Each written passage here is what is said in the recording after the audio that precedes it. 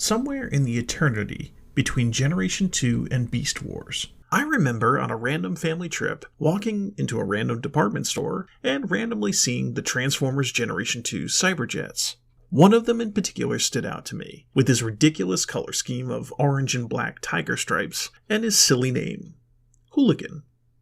I had to have this figure. My tiny brain was not ready for the absolute mindfuck I was about to experience. Opening the packaging, it was clear this was something new and special. I never experienced a Transformer that was this posable.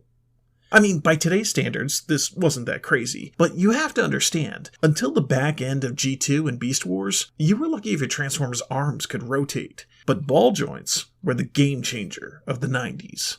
The Cyberjets were a breath of fresh air, and Hooligan in particular was just the absolute coolest, with his dinky little cybernetic arm claw that fired giant missiles powered by you, the crazy light piping in his head that just made his face change from generic con to insane deviant. Everything about this guy just screamed loud and fun, all while sporting a design that evoked the Decepticon seekers of the past.